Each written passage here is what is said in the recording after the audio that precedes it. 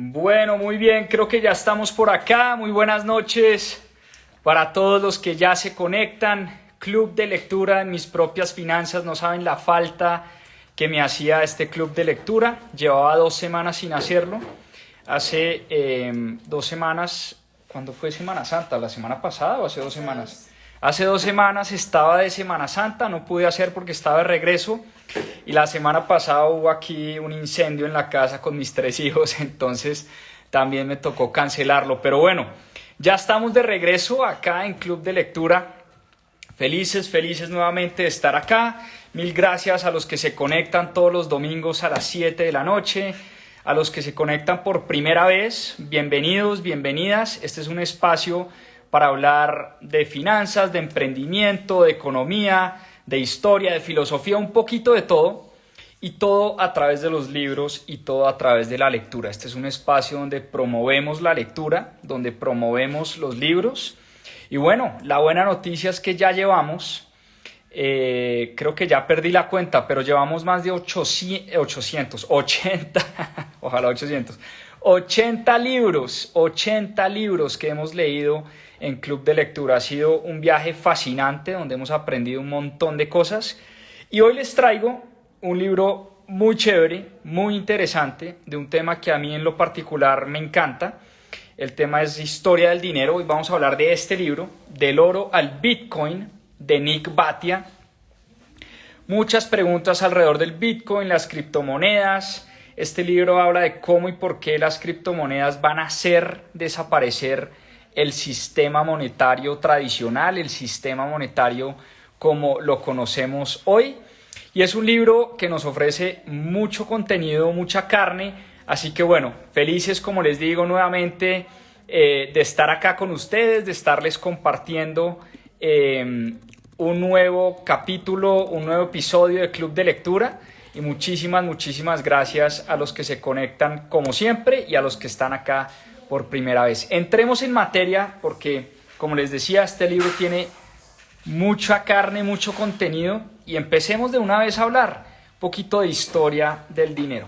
Hablemos del autor. A mí siempre me gusta hablar de los autores de los libros que leemos. Nick Bhatia es un investigador, es un profesor de la Universidad de USC, la Universidad del Sur de California, y se ha dedicado sus últimos años a estudiar este tema de los sistemas monetarios, de cómo llegamos hasta acá, hasta donde estamos hoy en términos de dinero, un poco de historia del dinero, y hoy tiene una compañía dedicada al estudio principalmente de Bitcoin como sistema monetario. Y este libro nos dice que nuestro sistema monetario tradicional está colapsando y está muy cerca de tener una enorme reforma, una gran reforma. Este libro además empieza con el estudio de la historia del dinero, ya vamos a hablar un poquito de eso, y además nos cuenta cómo con la llegada de nuevos activos digitales basados en criptografía, basados en tecnología, esa reforma a nuestro sistema actual se puede dar. Y este es el argumento central del libro, es cómo se puede dar una reforma a nuestro sistema monetario actual. Y este libro además introduce un concepto muy interesante, que es el concepto de dinero en capas. Anoten eso, dinero en capas, porque ya vamos a estar hablando y profundizando mucho más en este concepto. Por ahora, es importante entender que antes del dinero en capas, a través de la historia de nuestra humanidad, solo existía dinero. Y el dinero es una tecnología, el dinero es una herramienta que hemos usado los seres humanos a través de nuestra historia, para intercambiar cosas, para intercambiar bienes y servicios. El dinero nos sirve y nos ha servido a través de la historia para comercializar entre pares, entre países, entre personas. Y a través de nuestra historia han existido muchísimas formas de dinero, han nacido muchas formas de dinero.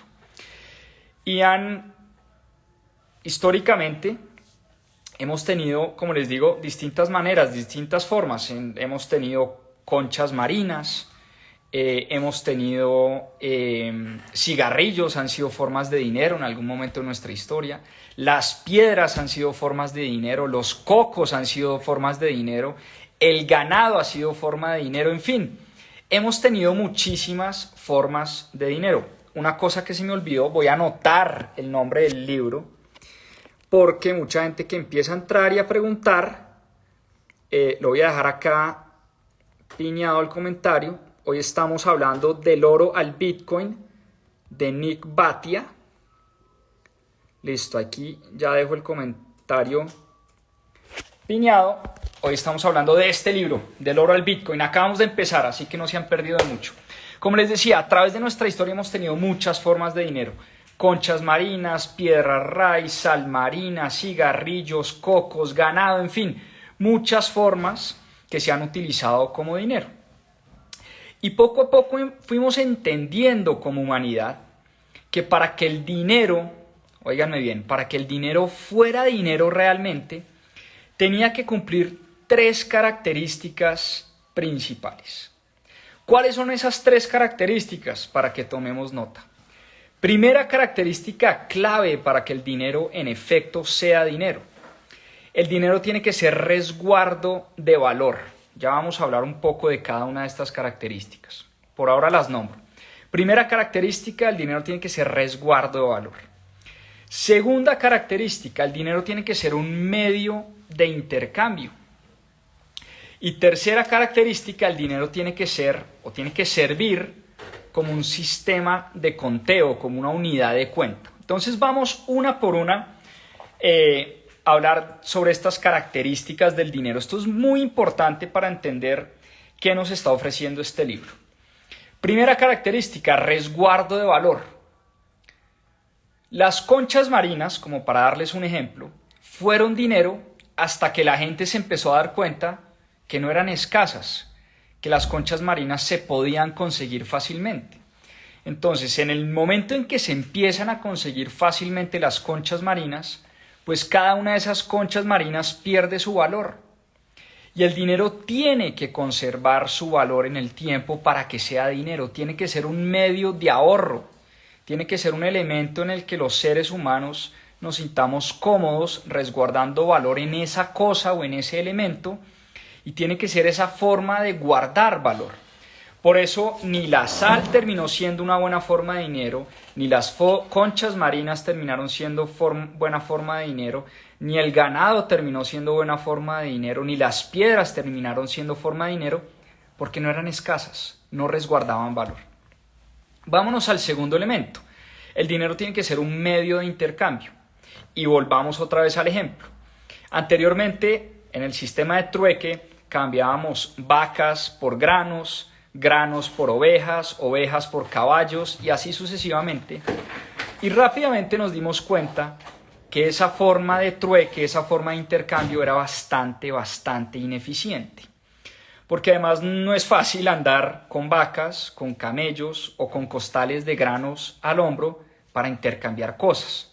Entonces tiene que existir una forma de intercambio que me permita comerciar fácilmente, que me permita intercambiar cosas entre pares, entre personas, entre países, sin necesidad, vuelvo y repito, que tengamos que estar cargando costales de granos, andando con vacas, andando con camellos, andando con caballos para poder intercambiar. Entonces el dinero tiene que ser ese medio de intercambio que permita las transacciones entre pares. Y finalmente, el dinero tiene que ser un sistema de conteo o una unidad de cuenta. Y nuevamente voy al ejemplo. Yo tengo que saber exactamente para qué me sirven $100, ese papel, ese billete de $100. Yo tengo que saber que esos $100 compran X, Y y Z y puedo poder denominar todos los bienes y servicios en esa unidad de conteo o en esa unidad de cuenta. Es decir, yo puedo poder denominar un computador en dólares, un libro en dólares, un esfero en dólares, un inmueble en dólares, un carro en dólares. Por eso el dinero, para que sea dinero, también tiene que ser un sistema de cuenta.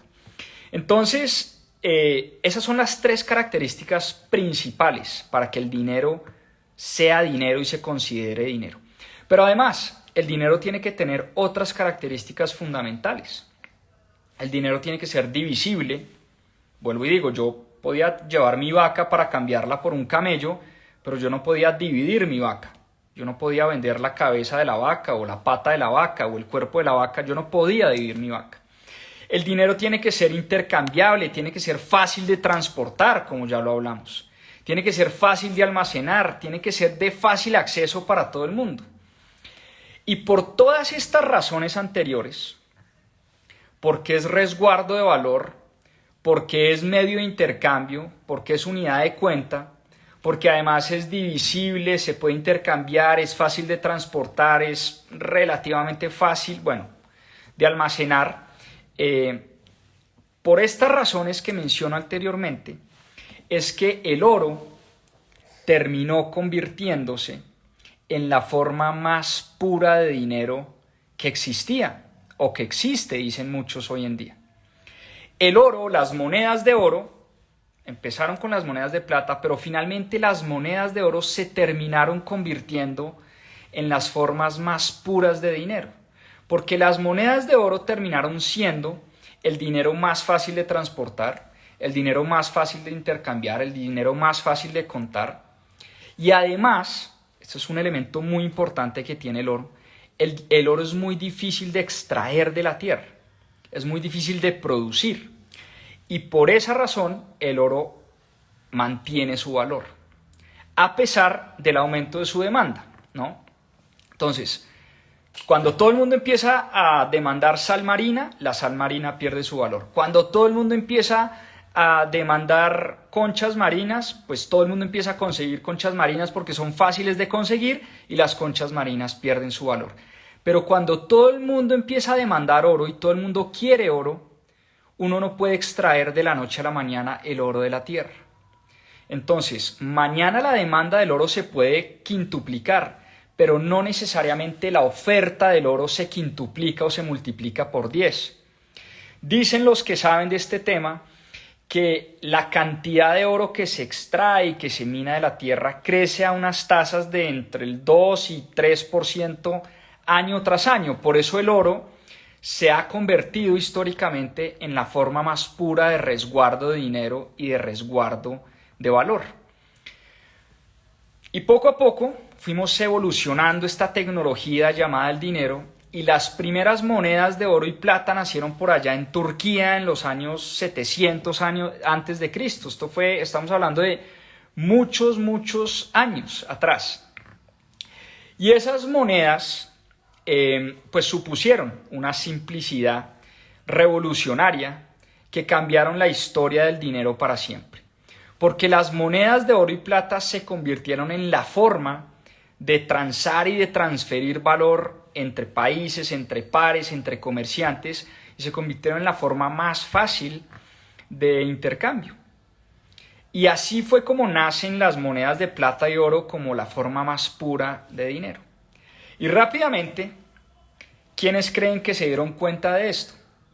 Pues los gobernantes, los gobiernos, los que mandaban, los que sostenían el poder.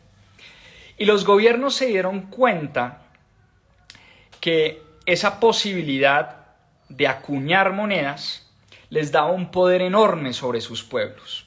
Los gobiernos se dieron cuenta que el dinero les daba ese poder de utilizar esas monedas de oro y plata para su beneficio propio. Y por eso empezaron a controlar y a crear un monopolio alrededor del dinero. El manejo del dinero por parte de los gobiernos ha sido la causa principal tanto del surgimiento como de la caída de varios imperios. Hay un libro espectacular que se lo recomiendo a todo el mundo y de hecho lo hemos visto acá en Club de Lectura. Si no han visto el resumen de ese libro, es el libro de Ray Dalio, del Nuevo Orden Mundial, y habla mucho de esto, del surgimiento y la caída de varios imperios.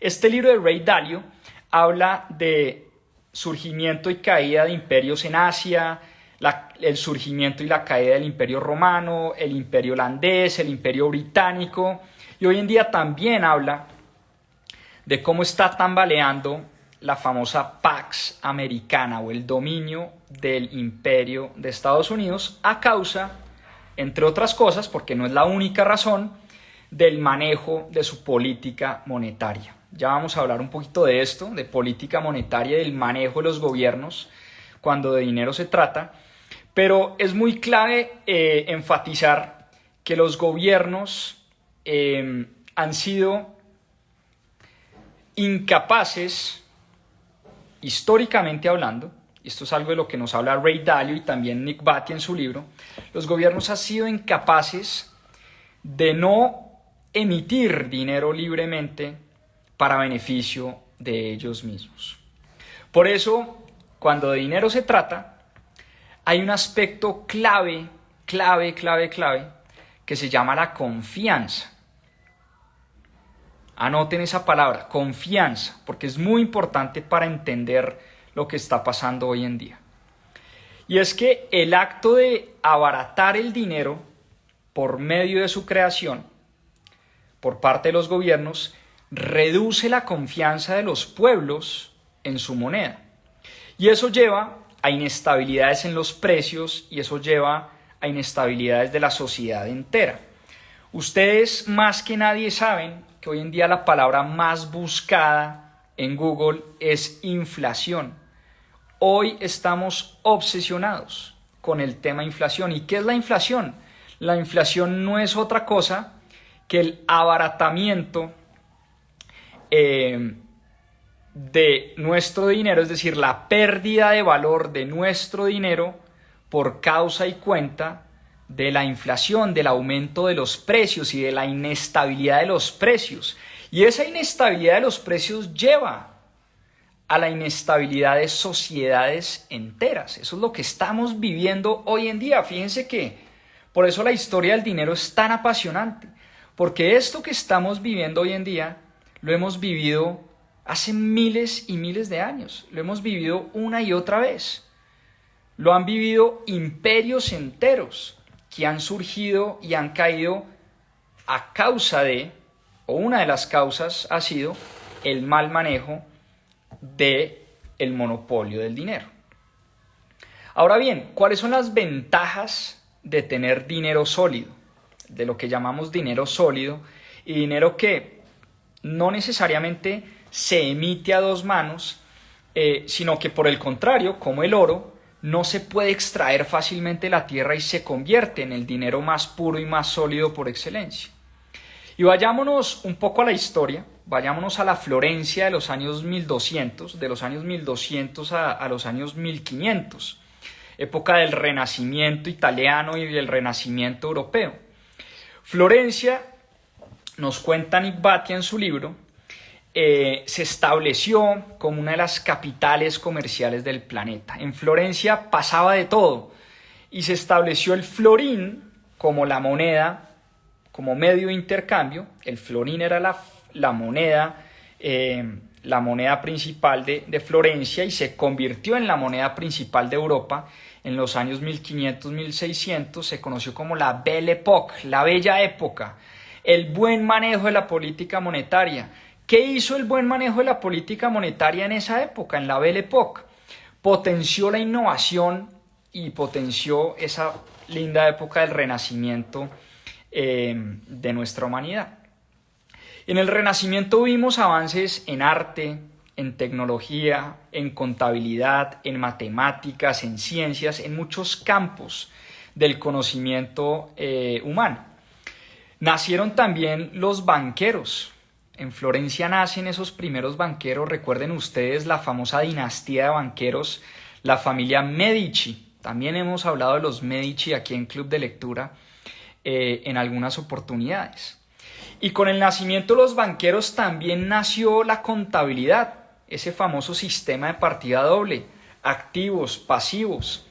Y se dio a conocer, ahora sí, el concepto del dinero en capas. Anoten esto que es bien importante. El concepto de dinero en capas. Con el nacimiento de la contabilidad, con Fibonacci, con los Medici, por allá en la Florencia de los años 1500, nace ese sistema de partida doble y nace el concepto de dinero en capas. ¿Qué es el concepto de dinero en capas? Voy a tratar de explicarlo pues de manera muy resumida, como lo explican en el libro, pero hagan de cuenta que la primera capa de dinero es la forma más pura de dinero, que es el oro. Ya hablamos de cómo el oro se convirtió en la forma más pura de dinero y por qué se convierte en la forma más pura de dinero. Entonces, el dinero de primera capa era el oro y encima de ese dinero de primera capa nació un dinero de segunda capa, que eran unos trozos de papel, unos pedazos de papel. Y esos pedazos de papel representaban promesas de pago. Es decir, este papel se podía quemar y no valía nada, valía lo que valía el papel, pero el papel empezó a cobrar valor porque ese papel, que era dinero de segunda capa, era una promesa de pago del banco. Y esas promesas de pago estaban soportadas por dinero de primera capa. Entonces, de forma un poquito más visual, dinero de primera capa el oro, dinero de segunda capa el papel. Estas promesas de pago, este papel, estaban soportadas por el oro que representaba. Y aquí es donde se introduce el elemento de confianza que es fundamental para entender este concepto de dinero en capas. Y es que es esencial cuando se empiezan a emitir papeles y promesas y hay contrapartes, es esencial que exista una confianza en nuestros banqueros, en nuestros gobiernos, en nuestras contrapartes para que un sistema financiero funcione. Y por eso, y es ahí donde empiezan a nacer los primeros bancos centrales del planeta. El primer banco central del planeta nació en Ámsterdam en el año 1609. Y ese banco central se convirtió como en ese emisor de dinero de segunda capa por excelencia. Nacen además en los años 1600 y 1700 las primeras bolsas de valores. La primera nació en Amberes, ciudad de Bélgica, y la segunda nació en Ámsterdam, Bolsa de Valores de Ámsterdam, que fue pues, la más famosa y la más reconocida por una compañía holandesa que empezó a emitir acciones y fue la primera compañía privada de nuestra historia. Más adelante, unos 100 años más adelante, en 1694, nació el Banco de Inglaterra. Y el Banco Central de Inglaterra nació también con el único propósito de, aquí es cuando empieza el rol principal de los bancos centrales en el mundo. Y el Banco de Inglaterra nació con el único propósito de comprarle bonos al gobierno inglés. ¿Para qué? Para financiar las guerras del momento. Esas guerras del momento, ¿cuáles eran? Inglaterra estaba peleándose con algunos de sus vecinos, con Francia, con Holanda, e Inglaterra necesitaba financiar la guerra. Y llegó un momento donde Inglaterra se queda sin dinero y la única forma de financiar esa guerra se da vendiéndole los bonos que emitía el gobierno inglés a su Banco Central de Inglaterra. Eso se conoce hoy en día como la famosa flexibilización cuantitativa. Olvídense de esa palabra rimbombante, eso en inglés se llama quantitative easing, que no es otra cosa que imprimir dinero. Ya vamos a hablar un poquito más de esto. Pero así es que nace el dinero de tercera capa. Entonces, primera capa, oro. Segunda capa, bancos centrales. Y tercera capa, las distintas monedas, el florín, la libra esterlina, el dólar estadounidense, el peso colombiano, el peso mexicano, el peso argentino, etcétera, etcétera, etcétera. Entonces, cuando uno empieza a entender el dinero por capas, empieza a entender este concepto de dinero en capas. La primera capa está la forma de dinero más pura, en este caso el oro. La segunda capa, los bancos centrales del mundo, Banco Central de Inglaterra, Banco Central de Japón, Reserva Federal, Banco de la República de Colombia, en fin, los bancos centrales de los gobiernos. Y tercera capa son las distintas monedas con las que transamos todos los días, los billetes, los pesos colombianos, los pesos mexicanos, los dólares estadounidenses, etcétera, etcétera, etcétera. Y los bancos centrales realmente nacieron para crear grandes cantidades de dinero en momentos de dificultad, en momentos de crisis, en momentos de guerra, en momentos cuando el sistema financiero así lo requiere. Teníamos a Holanda como imperio, ese imperio cayó, después nace el imperio inglés, ese imperio surge y empieza a caer, y después de la Primera Guerra Mundial, o más bien, vámonos un poquito antes, vámonos a los años de la Revolución Industrial, finales de los años 1700, todo el siglo XIX, empiezan a aparecer en Estados Unidos, después de la Revolución Industrial, grandes empresarios y grandes magnates de este sistema capitalista que se empieza a forjar después de la Revolución Industrial. Y nacen en Estados Unidos personajes como Cornelius Vanderbilt, como Henry Ford, como Rockefeller, como Andrew Carnegie, como JP Morgan, en fin. Empiezan a nacer estos personajes que empiezan a transar en dólares, se empiezan a convertir en empresarios muy reconocidos, no solo en Estados Unidos, sino a nivel mundial, y el dólar estadounidense empieza a cobrar importancia en el comercio internacional. Y se crea en esa época, le estamos hablando de principios de los años 1900, y durante la Primera Guerra Mundial, ubiquémonos en el año 1914, se crea la Reserva Federal, la famosa Fed de Estados Unidos. Y la Reserva Federal en Estados Unidos monopoliza esa segunda capa de dinero con la emisión de dólares. Y la Reserva Federal, también para financiar ese esfuerzo bélico de Estados Unidos en la Primera Guerra Mundial, la Reserva Federal empieza a comprar, así como lo hizo Inglaterra en años anteriores, empieza a comprar un montón de bonos del Tesoro estadounidense. Entonces, ¿cómo se emite dinero o cómo se imprime dinero? Digamos que la analogía está, o hemos visto pues imágenes o memes donde literalmente prenden una impresora y empiezan a sacar billetes, pero la forma técnica de hacerlo, que es esa flexibilización cuantitativa o ese quantitative easing del que hablamos anteriormente, es que el gobierno emite unos bonos, el gobierno de Estados Unidos emite unos bonos.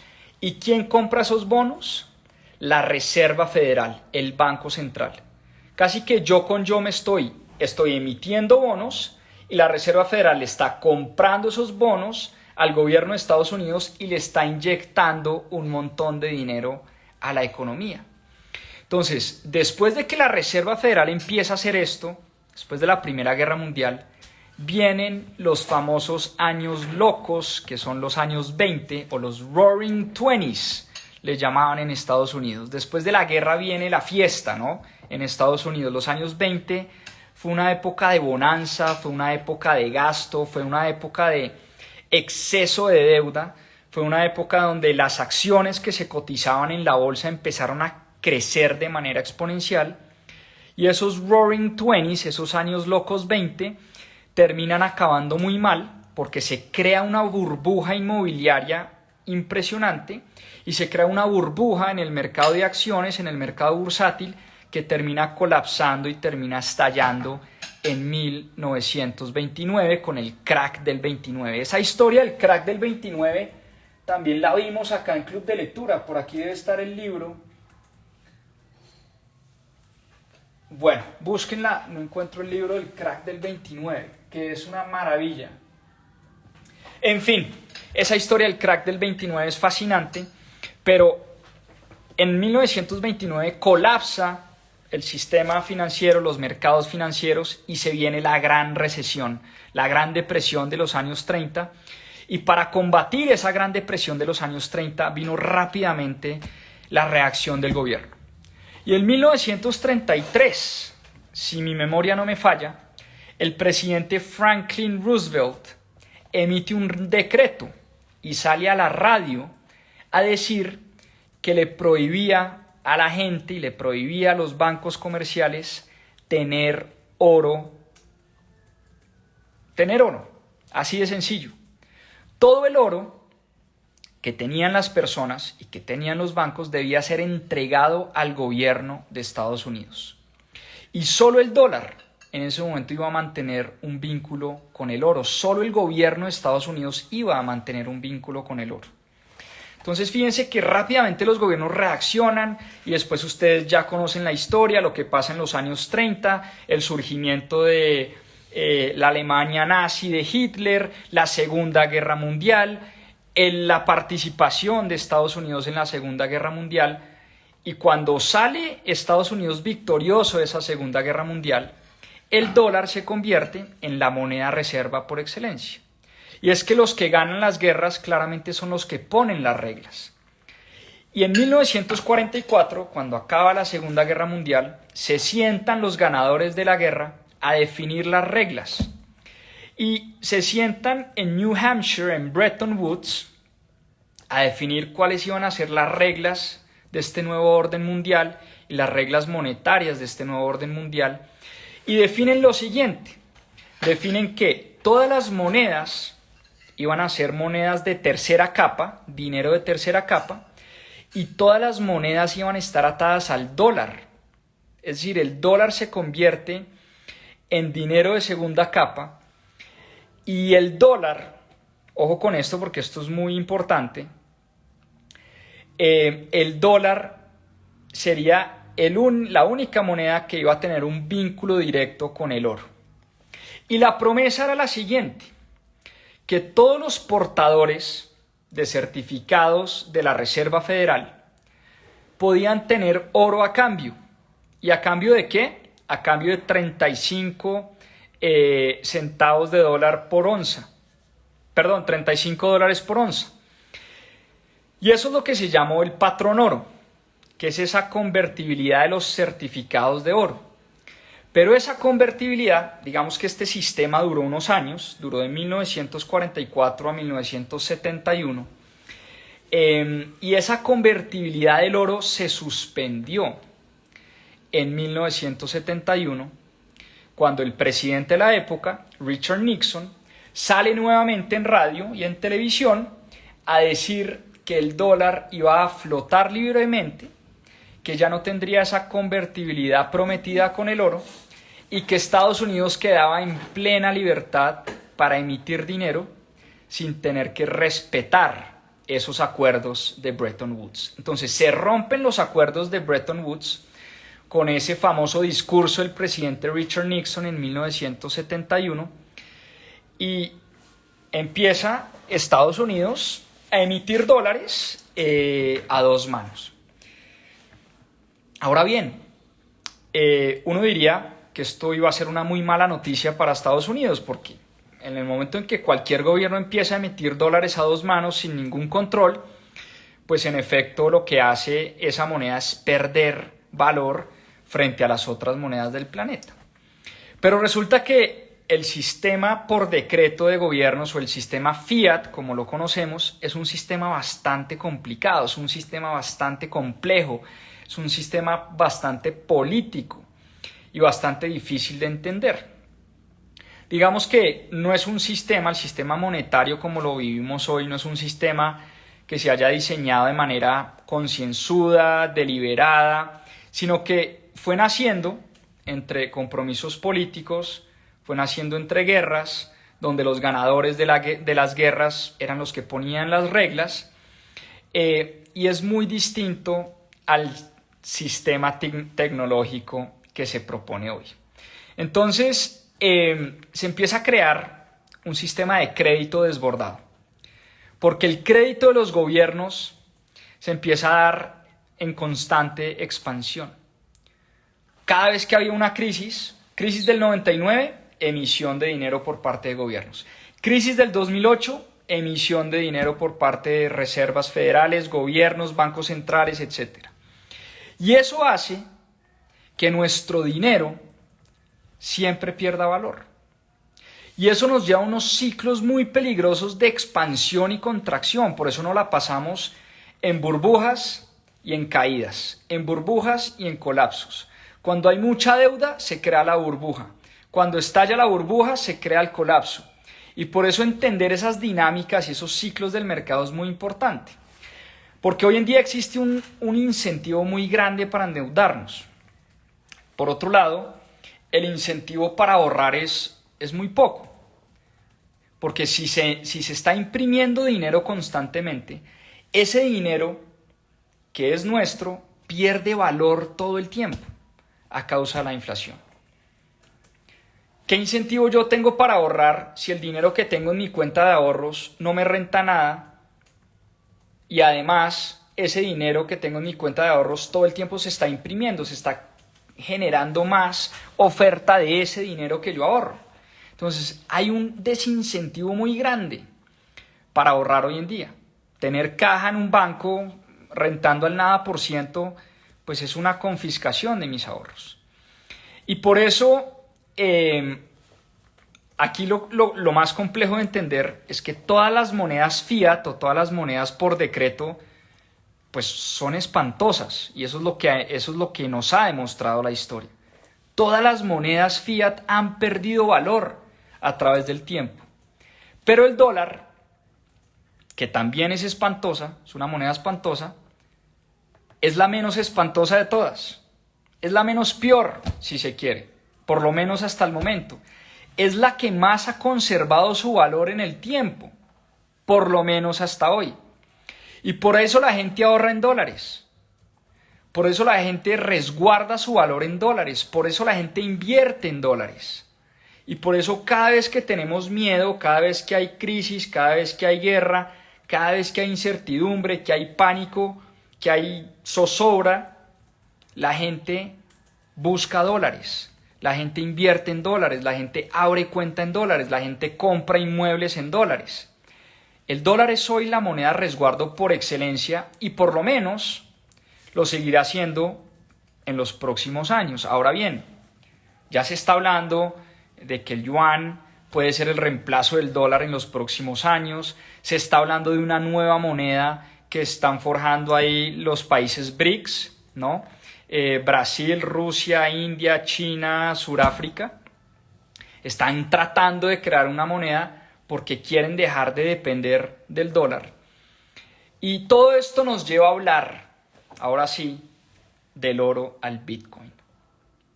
Todo esto nos lleva a hablar de la revolución que nació en medio de una crisis espantosa.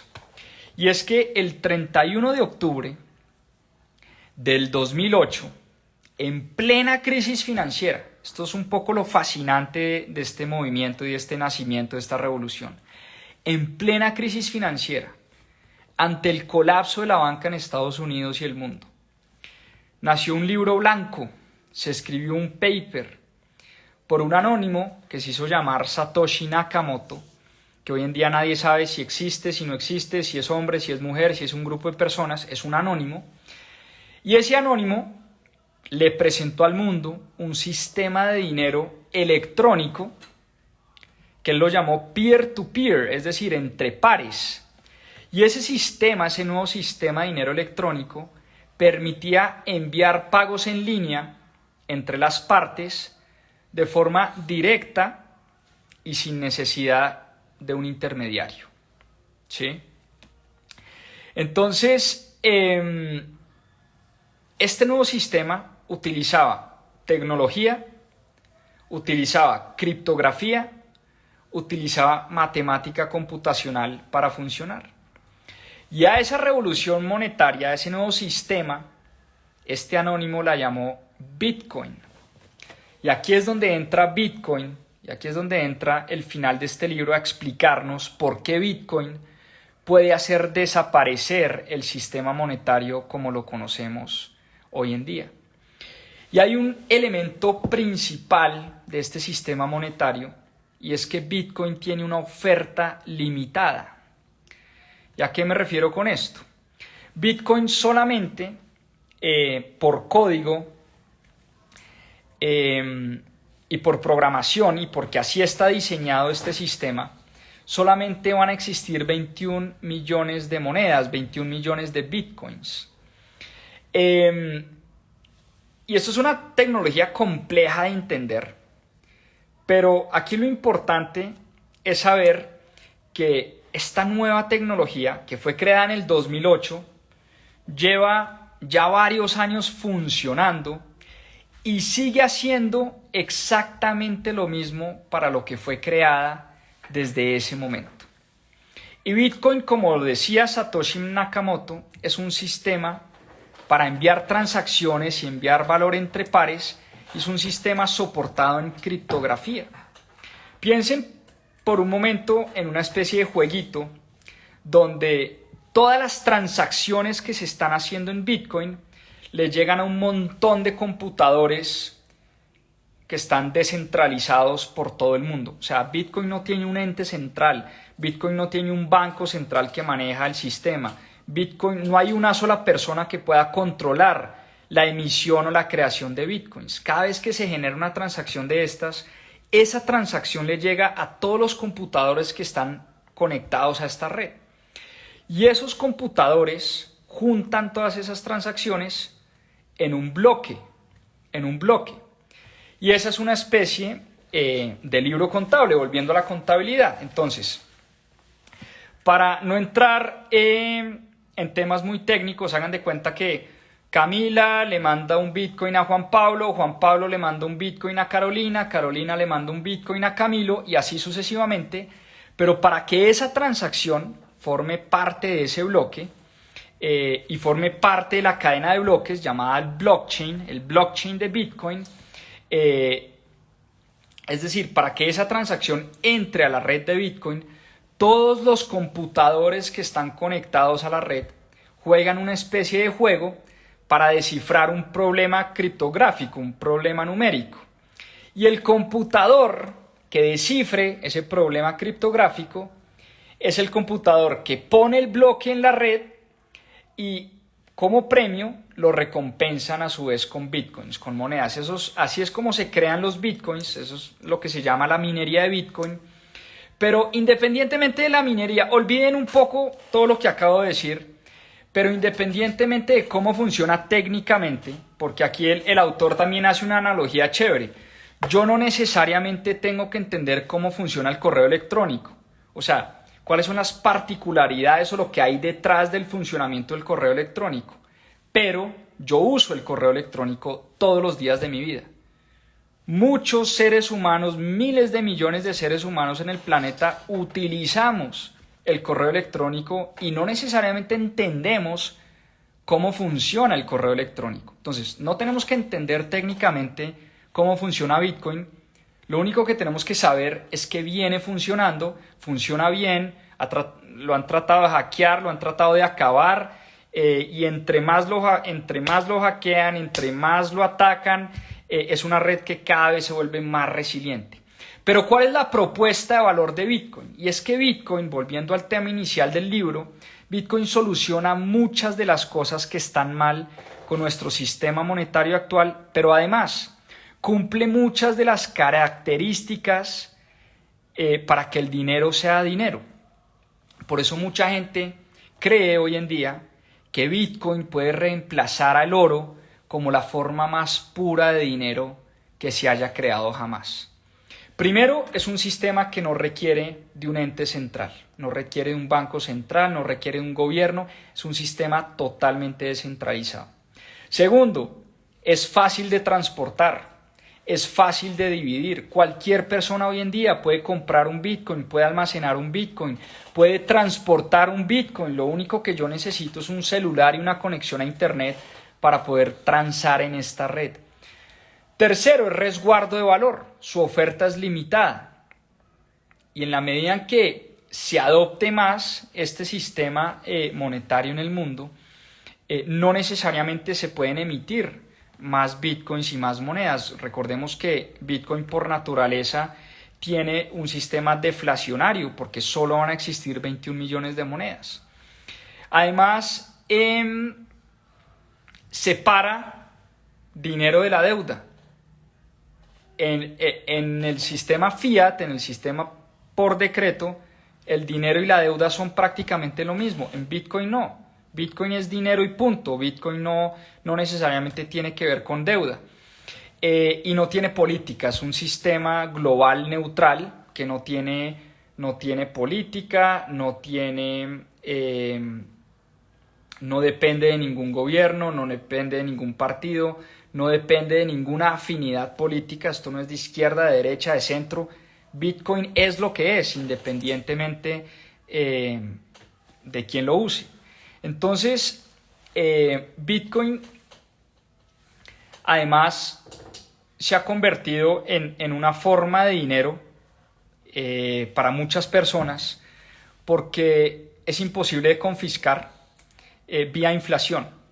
Nadie puede mañana emitir 20 millones de monedas de la noche a la mañana, como sí puede pasar con el peso colombiano, como sí puede pasar con el peso argentino, como sí puede pasar con el dólar estadounidense, como sí puede pasar con cualquier moneda del mundo, que mañana mismo, vía inflación y vía impresión de dinero, a uno le pueden confiscar el valor que uno resguarda en su moneda local. Y además, Bitcoin nos permite nuevamente pensar en que puede existir un sistema que incentive el ahorro, que nos haga pensar en el futuro. Hoy en día es muy difícil pensar en el ahorro por lo que les mencionaba anteriormente. Si yo ahorro en pesos colombianos, cada día soy más pobre en términos de dólar. Es lo que nos ha pasado a nosotros los colombianos.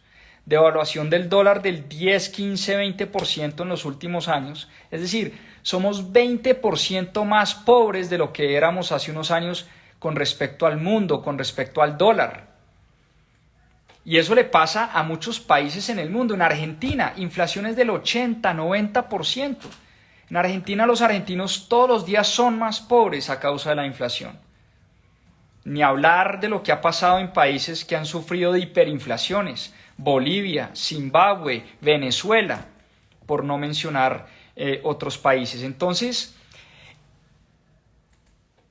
en vez del colapso, ahora, tal vez lo que yo considero más valioso, ya para cerrar, es que en vez del colapso del sistema monetario como lo conocemos hoy en día, yo creo que Bitcoin, como complemento al sistema monetario, ayuda a una transición mucho más tranquila a un sistema de dinero fuerte. Y les voy a decir por qué. Porque si Bitcoin eventualmente coge fuerza, y esto está empezando, lleva unos años, si lo comparamos con el oro, pues lleva muy, muy poquito. La historia de Bitcoin es supremamente corta. Pero puede ayudar a complementar y ayudar a una transición mucho más tranquila hacia un sistema de dinero fuerte, que conviva con el dinero fiat, el dinero por decreto como lo conocemos hoy en día. Y lo que les estaba diciendo es que si nace, si Bitcoin empieza a coger fuerza, Bitcoin destruiría esa habilidad de los gobiernos de imprimir a dos manos sin tener consecuencias. Y me explico. Si esta red coge fuerza y la gente empieza a encontrar en Bitcoin un sistema monetario de resguardo de valor, ya los gobiernos no van a poder imprimir dinero a dos manos sin tener consecuencias. ¿Por qué? Porque todo el mundo busca el dinero fuerte. Lo que ha pasado con el dólar. El dólar yo lo decía anteriormente, el dólar es una moneda espantosa, pero todo el mundo prefiere dólares a pesos colombianos, eso es una realidad. Todo el mundo prefiere dólares a pesos argentinos. Es la moneda más espantosa de todas, la menos espantosa de todas, sin querer decir que el dólar no haya perdido valor en los últimos 50 o 60 años. Pero si existiera un sistema monetario, un sistema de resguardo de valor llamado Bitcoin, que no pierde tanto valor como el resto de monedas en el mundo, eso hace que los gobiernos se vuelvan mucho más responsables con su política monetaria y con su política económica. Entonces, Bitcoin haría que baje la oferta de dinero fiat, pues desincentiva la deuda. De alguna manera desincentiva la deuda e incentiva el ahorro. En vez de endeudarnos a dos manos, empezaríamos a ahorrar, porque si hay un sistema que resguarda nuestro valor, incentivaríamos el ahorro. Entonces, haríamos que la demanda en el dinero fiat bajara porque Bitcoin ofrecería una mejor alternativa. Obviamente esto está por probarse, esto todavía está muy crudo, pero cada vez más la adopción de Bitcoin es más importante en el mundo.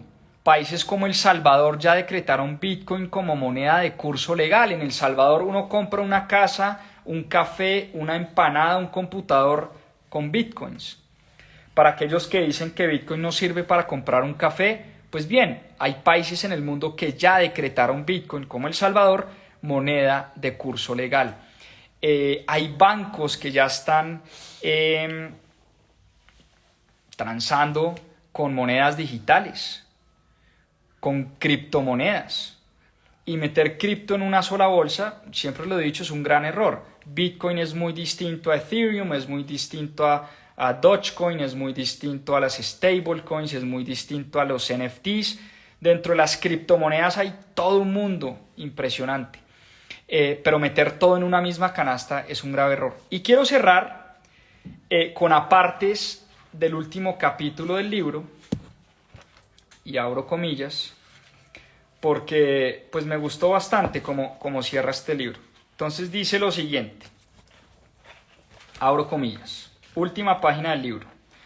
Nuestro mundo multipolar está buscando un renacimiento monetario y Bitcoin ofrece exactamente eso.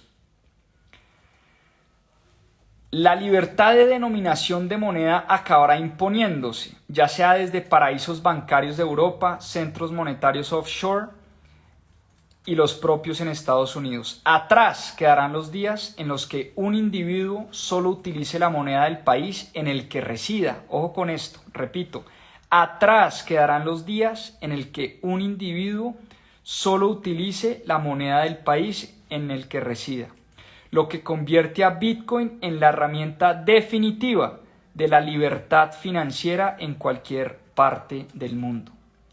Imagínense que uno, como ciudadano colombiano, no necesariamente tenga que usar pesos colombianos para transar valor. Hoy en día es bien difícil transar en otras monedas. Hoy a mí no me abren una cuenta en dólares fácilmente. Hoy a mí no me abren una cuenta en yuanes fácilmente, es imposible. Abrir una cuenta de Bitcoin es complejo, pero dice el autor que atrás quedarán esos días donde el individuo solo utilice la moneda del país en el que reside. Si miramos el origen de Bitcoin desde una perspectiva de capas, podemos ver que se ha inventado un nuevo tipo de dinero de primera capa. O sea, Bitcoin el autor lo considera dinero de primera capa. Era algo que el mundo necesitaba desesperadamente y apenas estamos empezando a comprender su impacto. Ya para cerrar, quiero cerrar con un tema importante. Es que independientemente de si ustedes quieren especular o no con Bitcoin, invertir en Bitcoin, aquí yo no estoy promoviendo inversiones en Bitcoin, ni más faltaba. Cada uno es libre de tomar la decisión de si invertir o no invertir, eso es lo de menos. Pero aquí lo que están haciendo es un sistema basado en tecnología, basado en criptografía, basado en historia del dinero, que es realmente fascinante. Bitcoin lo que nos ofrece es un entendimiento de lo que ha pasado con nuestro sistema monetario a través de nuestros años, a través de nuestra historia. Y entender este sistema es fundamental. Es fundamental.